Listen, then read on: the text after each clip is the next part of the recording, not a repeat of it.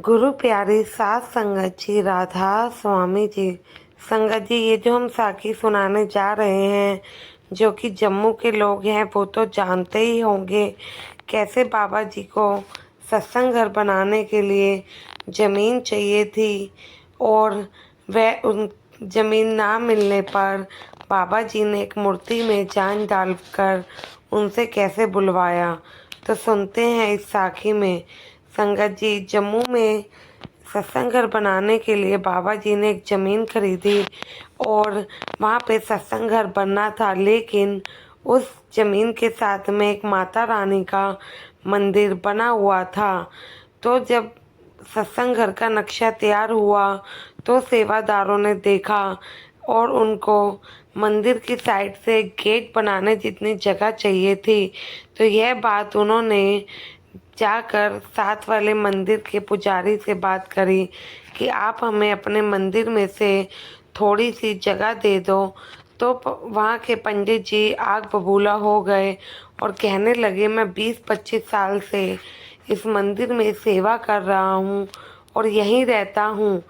सेवादारों ने बहुत समझाया कि हमें ज़्यादा जगह नहीं चाहिए, सिर्फ और सिर्फ एक गेट लगाने जितनी जगह चाहिए, आपके मंदिर को कुछ भी नहीं होगा।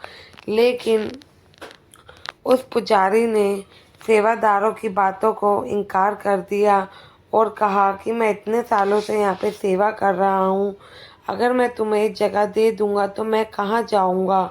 सेवादार अपने साथ कई बड़े बड़े लोग भी लेकर गए, लेकिन वह पंडित नहीं माना और वहाँ के सेंटर वालों ने, जत्थेदारों ने, सबने काफ़ी कोशिश करी कि पंडित जी मान जाए और गेट लगाने जितनी जगह दे दें, पर पंडित जी तभी भी नहीं माने।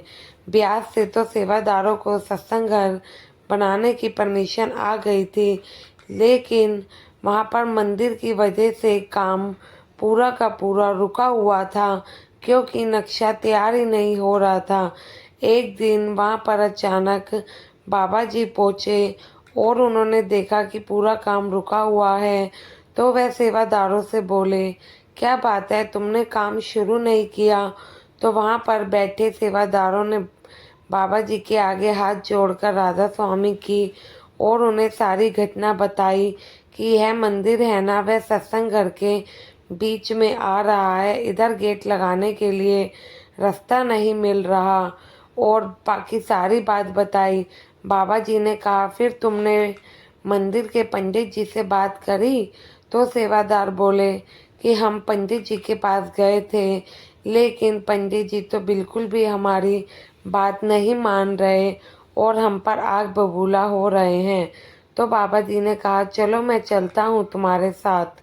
तो बाबा जी अपने सेवादारों के साथ उस मंदिर में गए और पंडित जी से बात करी, पर पंडित जी थे कि वे बात सुनने को भी तैयार नहीं थे।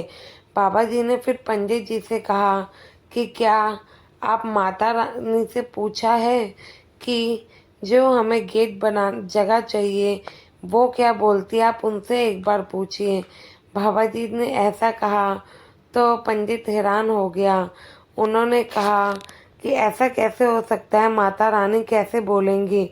तो बाबा जी ने कहा, जिसकी जगह है उनसे ही पूछ लेते हैं। तो बाबा जी ने कहा, क्या आपने आज तक अपनी माता रानी से कोई सवाल नहीं किए या कोई बात नहीं की? तो पंडित जी बोले, नहीं, मैंने तो 20-25 सालों में आज तक ऐसा कुछ नहीं किया। तो बाबा जी ने उन्हें समझाया कि ठीक है। तो बाबा जी पंडित जी से कहते हैं कि भाई, आज तुम जाकर अपनी माता रानी से पूछना कि यहाँ पर वो गेट बनाने के लिए हमें जगह देंगी या नहीं, तुम्हें वो जवाब जरूर देंगी।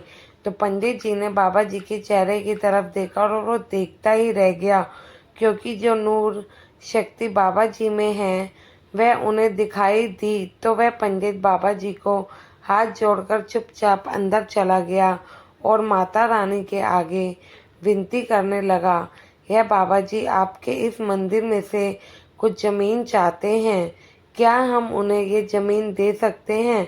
इतना कहकर वह जमीन पर आंखें बंद करके माता रानी का ध्यान करने लगा तो माता रानी की आवाज़ उस पंडित के कानों में सुनाई दी और कहा, हाँ बेटा, वह जितनी ज़मीन मांगते हैं उन्हें खुशी खुशी दे दो।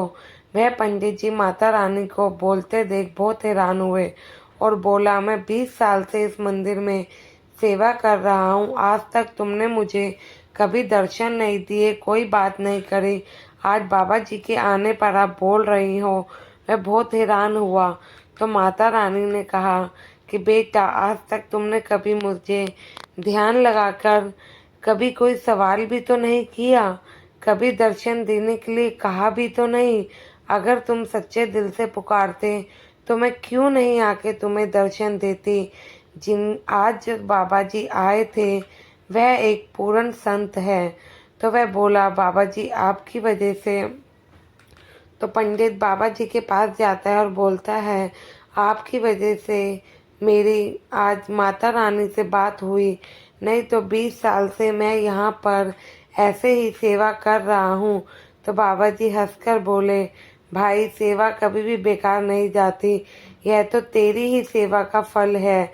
फिर बाबा जी ने पंडित से पूछा, क्या कहा तुम्हारी माता रानी ने। तो पंडित जी ने कहा कि माता रानी ने कहा है कि आपको जितनी जगह चाहिए आप ले लो, उन्हें या और मुझे कोई भी आपत्ति नहीं है। यह कहकर वह बाबा जी के चरणों में माथा टेकने लगा और हाथ जोड़ने लगा।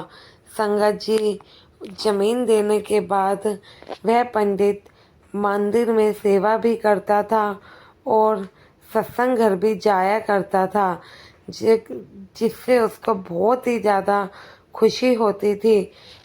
संगत जी, ऐसे ही अगर हम कुछ भी सच्चे दिल से करते हैं, जिसको भी मानते हैं, हमें हमारे सवालों का जवाब मिल ही जाता है। आशा है ये साखी आपको, सच्ची साखी आपको पसंद आई होगी। आई है तो कमेंट में राधा स्वामी ज़रूर लिखिएगा। चैनल को सब्सक्राइब करके चैनल का हिस्सा ज़रूर बनिएगा जी। गुरु प्यारी साथ संगत जी, राधा स्वामी जी।